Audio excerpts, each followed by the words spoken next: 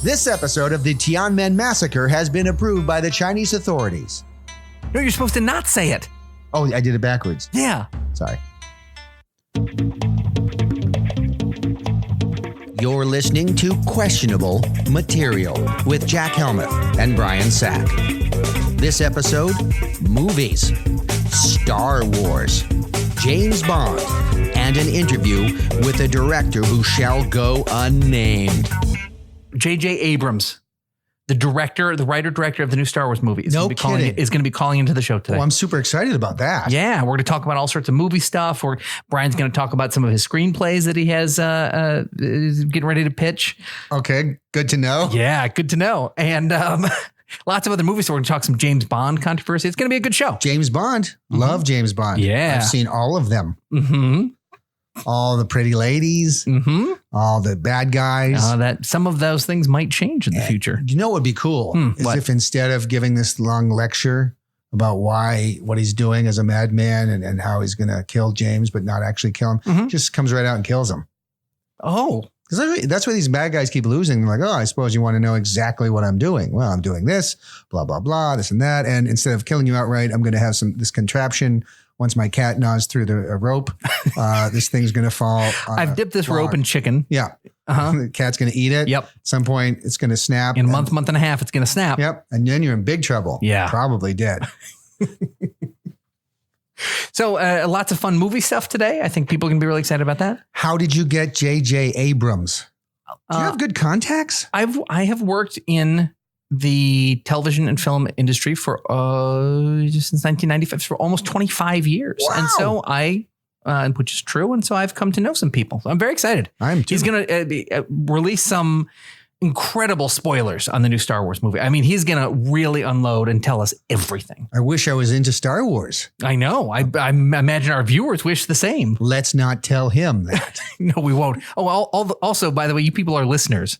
I'm used to being in TV and I called you viewers. Yeah. But you're not viewers. If you're watching your podcast right now, all you're seeing is that little bar moving along. That's right. Getting towards the 30-something mark.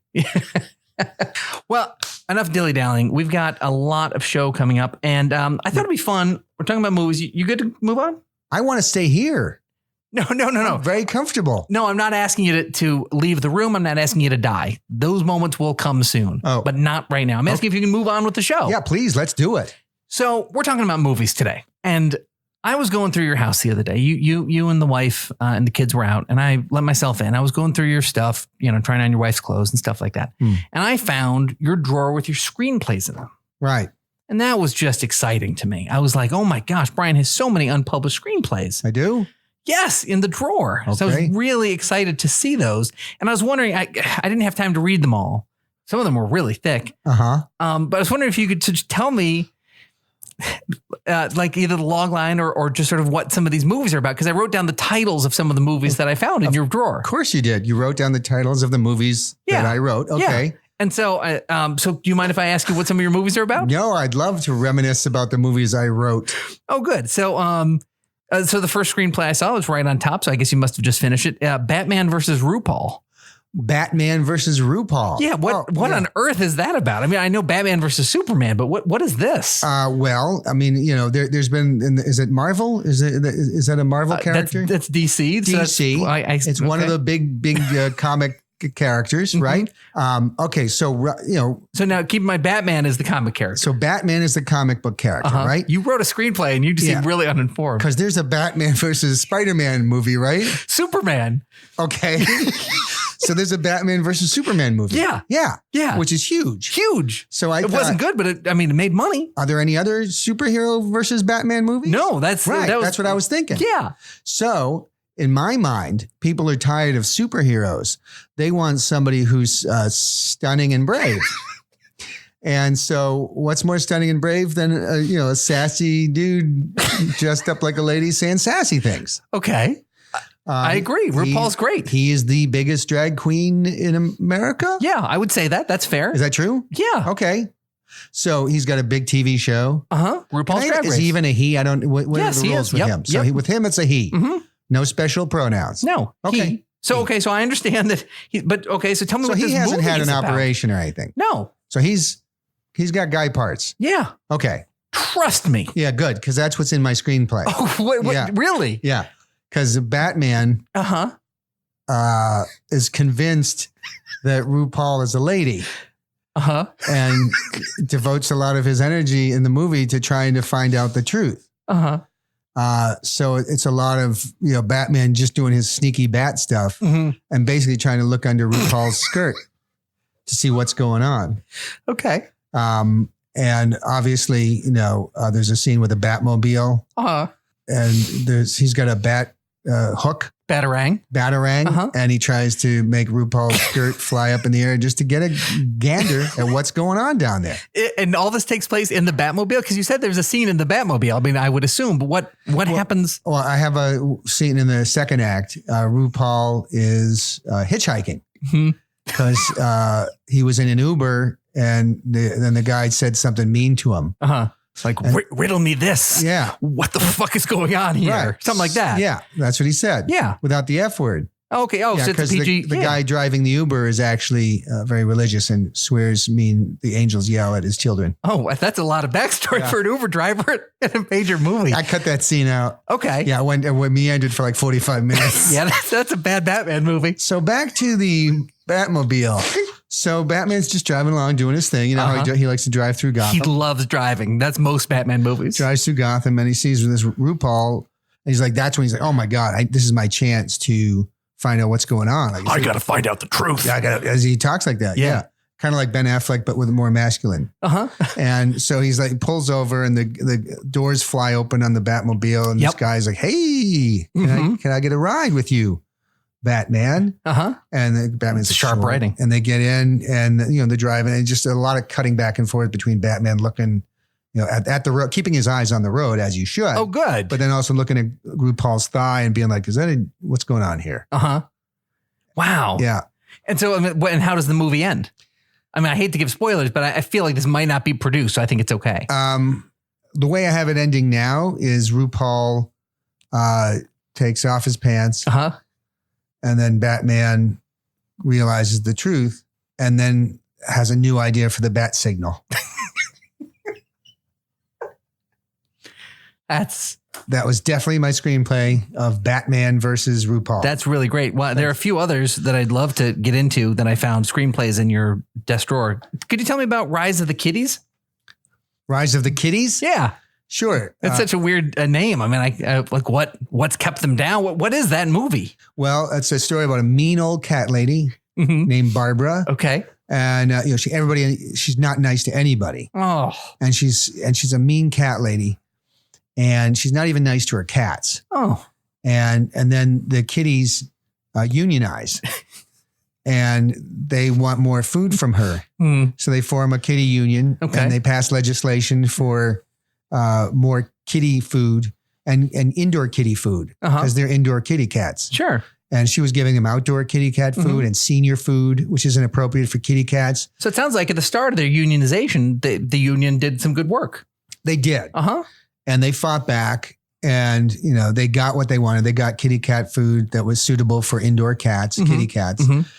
And then they kind of blew out their pension fund and they just kept giving themselves more and more benefits, like really out of whack with the private sector.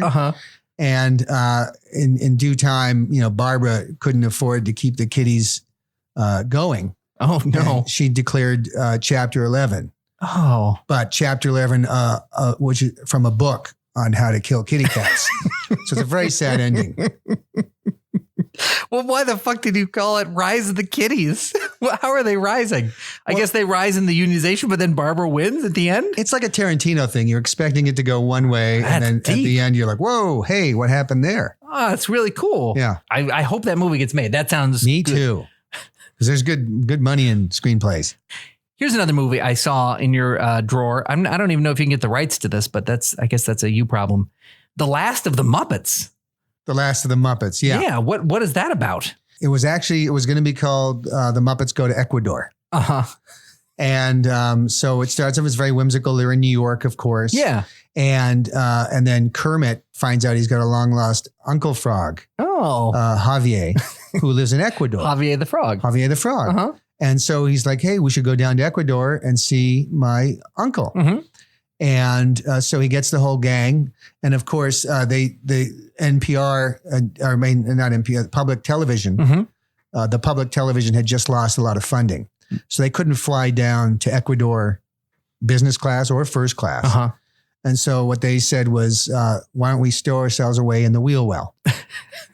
So they get to JFK and they all kind of sneak into the wheel well of the plane.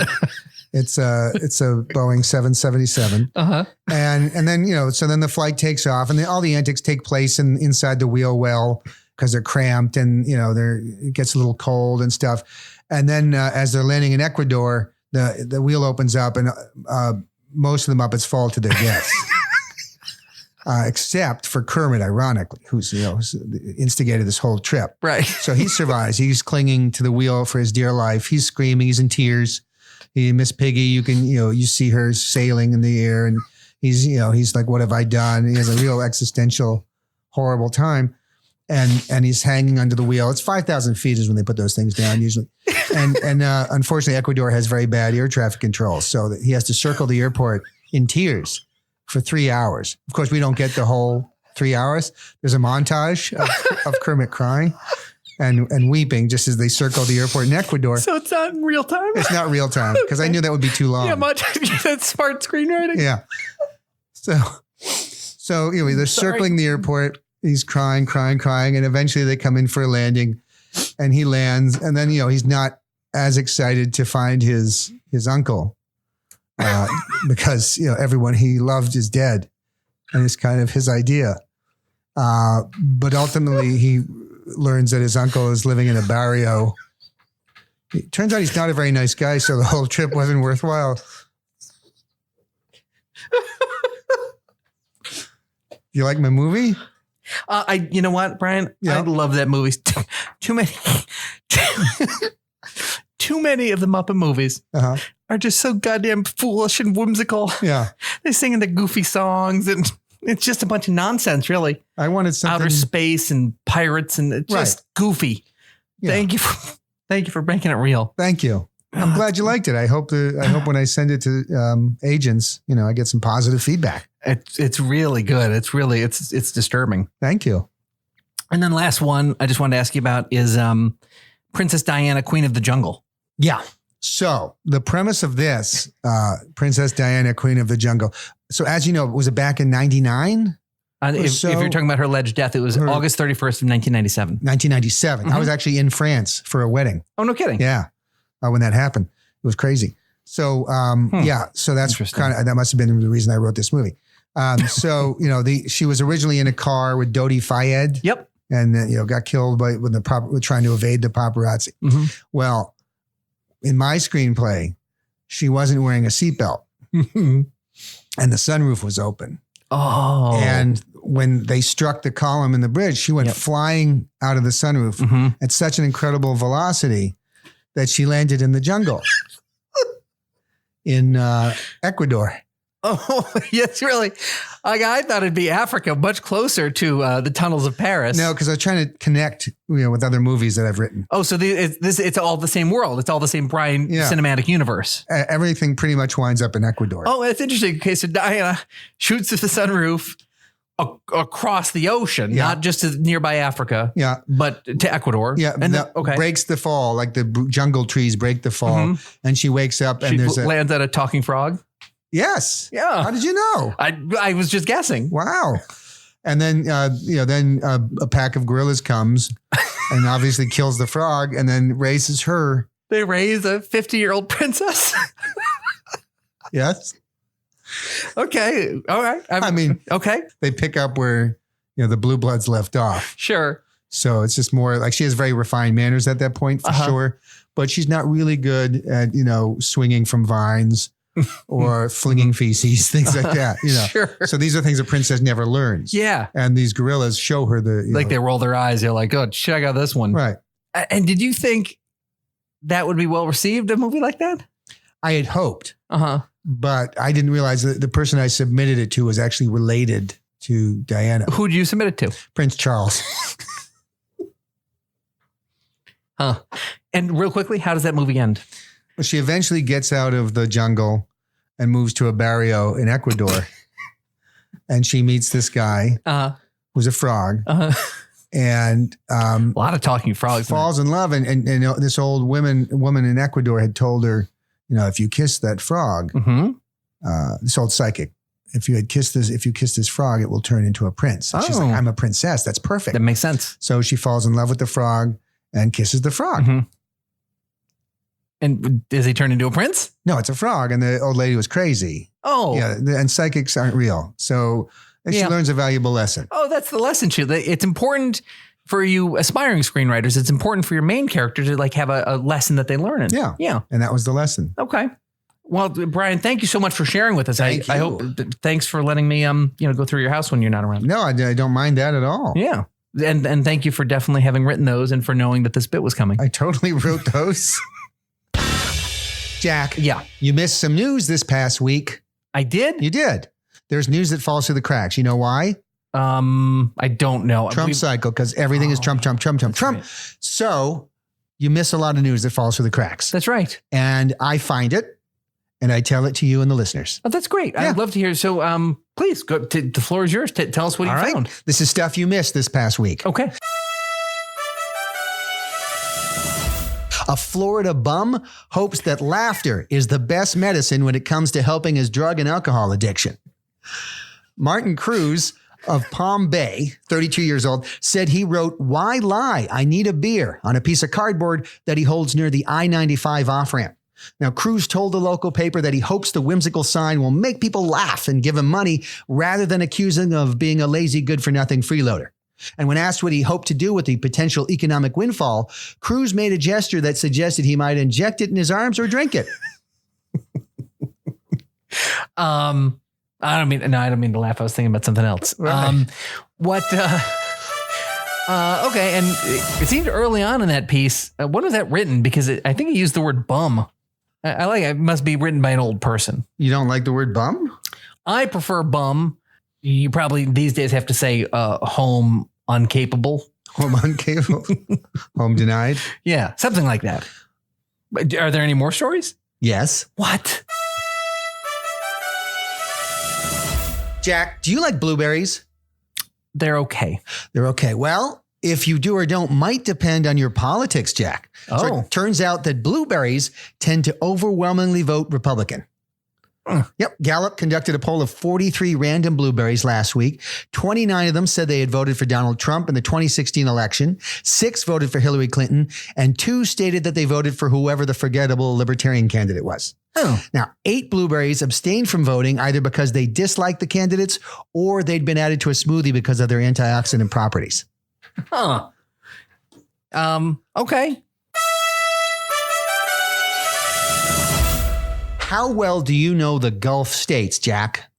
Not particularly well. Okay, well, the Persian Gulf state of Qatar will be changing its name because so many people have had issues pronouncing it. Oh. Emir Tamim bin Hamad Al Thani, who inherited the country from his dad, says that the proper pronunciation of his country's name is Qatar, but the majority of folks and infidels call it Qatar.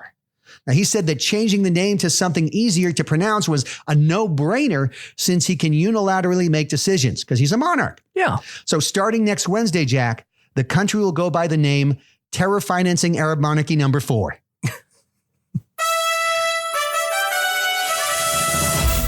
Jack. Yes. What, Brian? Was there another story that fell through the cracks? I have another story that fell through the cracks. Great. A new report from the Cleveland Clinic states that people with a perceived gluten intolerance are 83% more likely to be annoying.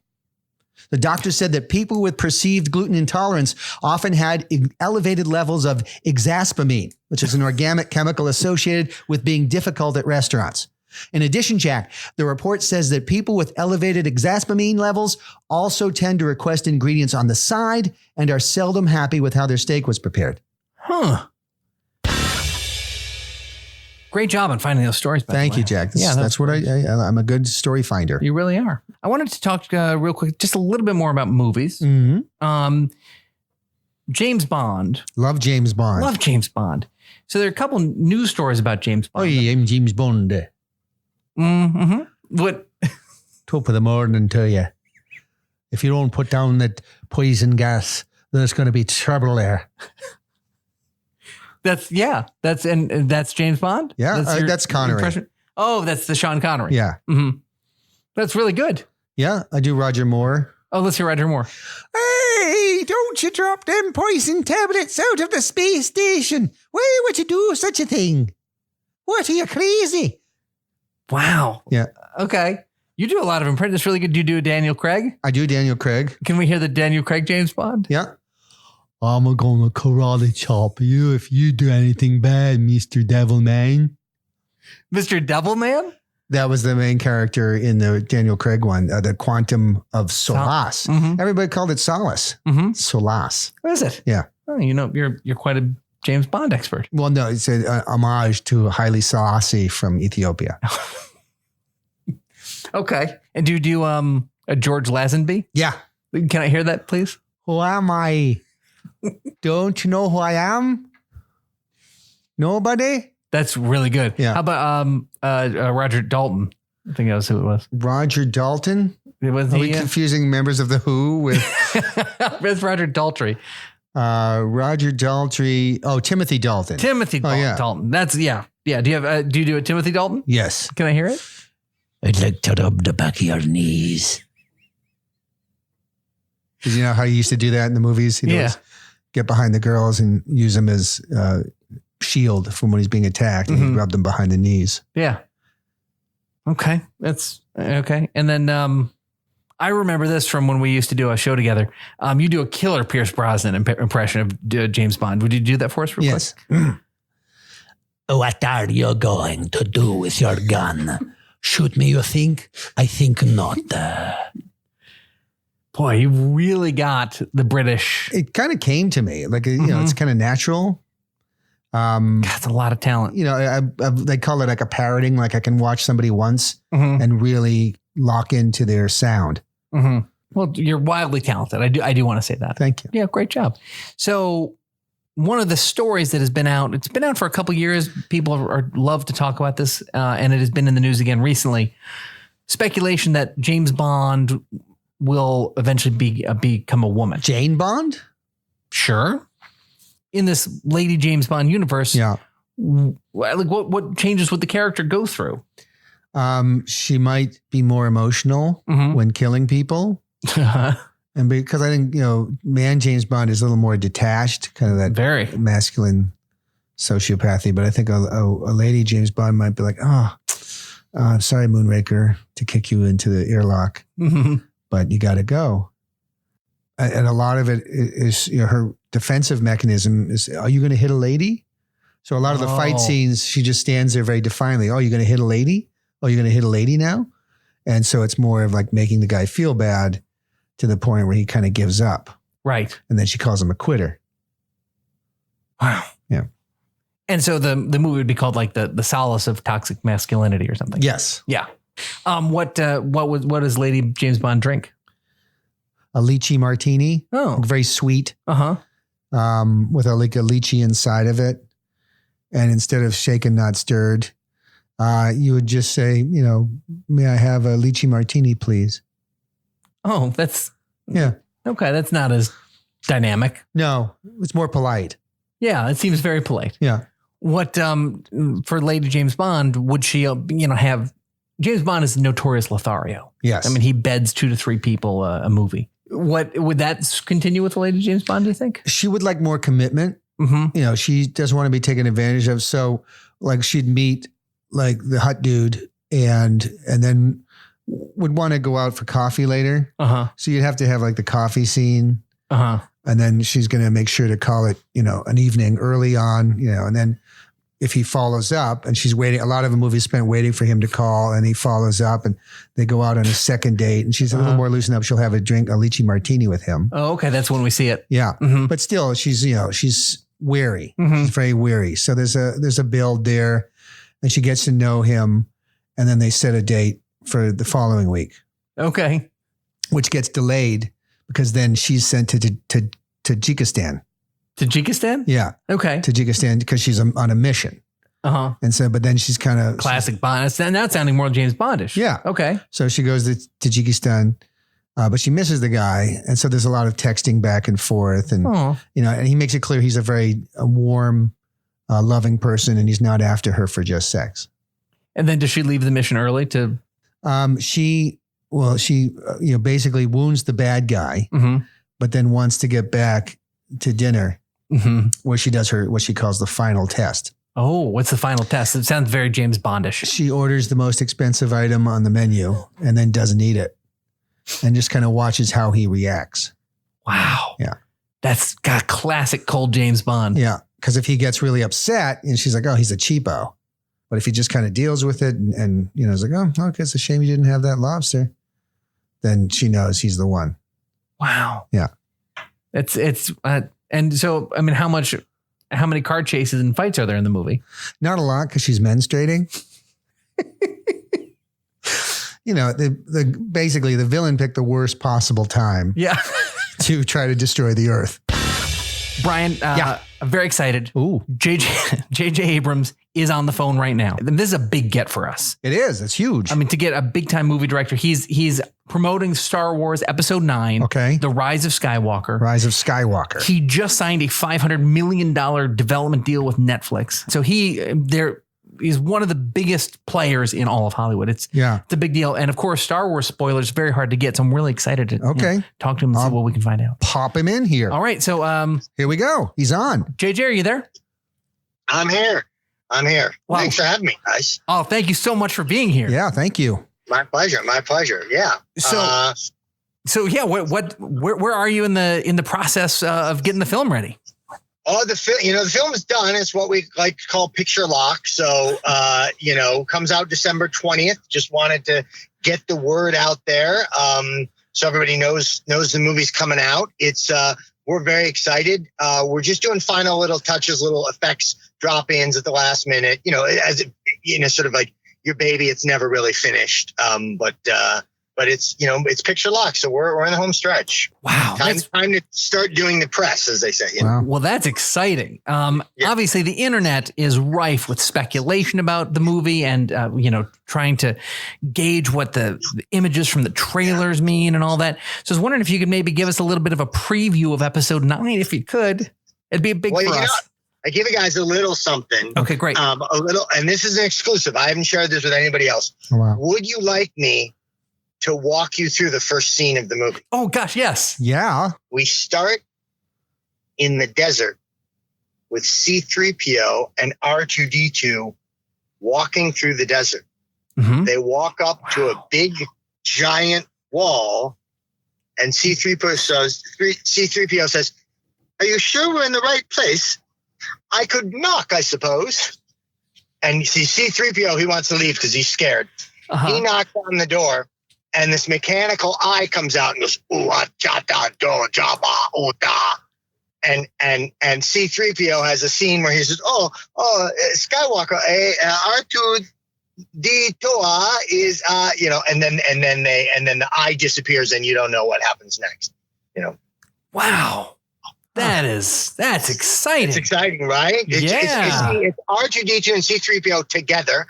You've never seen them in the desert before. Oh. What is this language? What is this mechanical eye? There's a lot of questions right off the bat, Can I just, I was going to say, I'm kind of admitting to something here. I've only seen the first 3 Star Wars movies, the 4, 5, and 6, just because that's the way I am.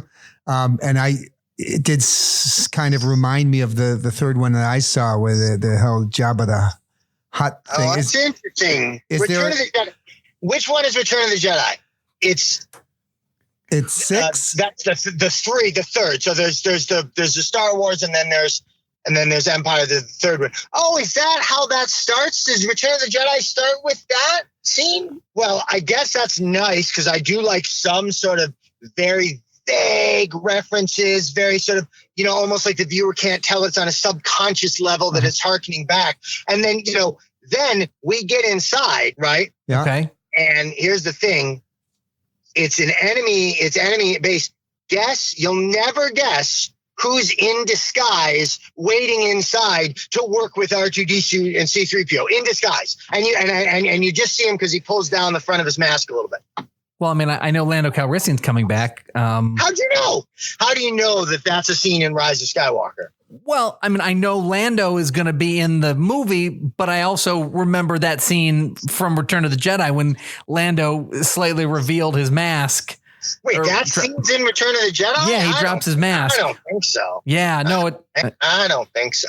No. Well, anyways, where do you see the action sequence? We have Rey flipping on a diving board. I've got Poe in a gold bikini. Is Poe chained by any chance?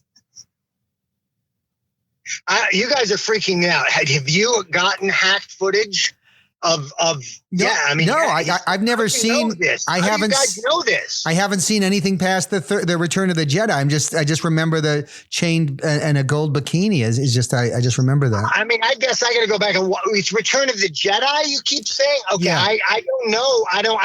I'm not familiar with it. I'm an artist. I made my movie. I guess it's kind of dancing around some of the subconscious themes of this Jedi movie you're talking about. Well, the Return of the Jedi is also where we see Emperor Palpatine for the first time. The sort of the dark, dark force that sort of is doing everything. Yes. And I know Emperor Palpatine returns in your movie. And what sort of things can we expect him to do in that? Emperor Palpatine is on a base, and you'll never guess what protects that base. I mean, like, is it a shield? Yeah, that's what I was going to say. The shield generator. And we like to do big, small. We like to do any small people, can defeat the larger force. So guess who's on the shield generator is on a moon, and on the moon, guess there's these adorable little creatures. They're we call them F-walks, and they're these really sweet little things, and they're going to capture everybody's heart and just put a ton of money in my pocket. And they're on the moon base. Okay. Are they musical? Do they like singing? I mean, I don't want to give too much away. Okay. I just remember that. Remember that? Yup, nup, da ba ba ba ba, dum dum da da da da da da. Yup. No, I don't remember that. Okay. I'll have to watch this Jedi movie again. Mm-hmm. I don't. I don't know what to say. Well, I will say that there are some people. I have a friend who certainly feels this way, who feels that the Force Awakens is very much kind of an homage, let's say, to the Star Wars Episode 4, the original Star Wars. It's interesting. It's interesting. Your friend is probably really identifying something on a very, very subconscious level. So Star Wars. Let me explain how cinema works. Star Wars, please do. Is more about theme and a subconscious. And let me say the word Joseph Campbell, the name Joseph Campbell, because that makes sense to say that here. And so it's more about on a level that you don't even know it's functioning. So when I made Force Awakens, obviously it was very, very important for us to honor the movie, honor what really human beings see in Star Wars. So it was a multi-step process to make sure we didn't cross the line, but that we did honor it. So, it was a few steps. And the very first thing that I did, when I started the process, is I took the Star Wars screenplay and I brought it into my screenwriting program, and I searched Luke and did a find replace with Luke and Rey. Oh. How long did it take you to write the whole screenplay? I worked for a long time on it after that. Not before I cashed the check, which takes a little bit, Okay. So find and replace, go to a Wells Fargo, and then drive to set. Yep, that's right. It's kind of a sweet gig. It's fucking the best. Yeah. But Joseph Campbell, you know what I'm saying? Yeah. Yeah. What? No, do you know what you're saying? Well, do you know about Joseph? Do you know that Star Wars Joseph Campbell? Does that feel to you like Luke, like journey, like sort of hero, Rey, like sort of growth, recognize internal? Now you're just saying some words that don't even have connectors to them. I just assumed they were characters from the ones I hadn't seen. I mean, I guess that sounded intelligent. I guess I'm going to give you a pass. Yeah, you probably should. I am directing the Star Wars movies after all. And did I mention there'll be like emotional stuff where people, I'm related or we're not related or that. There'll be a bunch of that horse shit. So yeah. So, but you do know who's related to who in this, right? Sure. Okay. Wow. Okay. Well, December 20th. December 20th. Rise of Skywalker. 20th. Yeah, Rise of Skywalker. I'm excited because it's personal. You know what I'm saying? I've made a lot of movies in front of the popcorn crowd. I've got the sort of, box office numbers. I got the Netflix deal. Now I just wanted to make a personal movie for me. But you do hope those people go see the movie, though. Oh God, yeah. Yes, yeah. Yeah, of course, yeah. Right. Lots of people, yeah. Wait, what's next for you, JJ? Some more Star Wars stuff. Maybe like a studio piece with 3 cameras around some sort of holiday situation. I think that's what I'm probably next. Like a Christmas special type thing. Yeah, something like that. Season's greetings from the Star Wars family. Huh. But I want to switch live in a studio so it looks kind of like Cheers, Huh. Yeah, we're good. I think we're good. Guys, thank you so much for having me. Now, thank you, JJ. Thank you, JJ. And be sure, everybody, go out and check out Return of the Jedi in theaters. It's December 20th. What's the other one? Rise of Skywalker. I'm sorry. That's all right. I get them confused. It was definitely a thing having you on the show. Thanks for being here. Hey guys, thank you so much. Thanks for promoting my personal art film. Fingers crossed. Bye. Bye. Boy, well, J.J. Abrams, that was great. That was great. That's a big get for us. Well, Brian, that's the end of today's episode of Questionable Material. This has definitely been questionable material. Mm-hmm. Yeah, it really has been. Yeah, I'm uncomfortable with most of what was said here, so I think we did a good job. All right then. All right. Until next time, Jack. Until next time, Brian. Thank you. Yay. That was questionable material. Special thanks to J.J. Abrams. Be sure to check out Star Wars. And thanks to the super funny Andrew Bowler. Check out his film, Time Freak, now available on iTunes and other places where movies are shown and streamed and downloaded legally. Which do you think is better, Time Freak or Star Wars? Time Freak. Okay. Star Wars. Yeah. Subscribe to this podcast. Visit us at qmpodcast.com. Email us at contact@qmpodcast.com. Follow us on Twitter at questionablematt.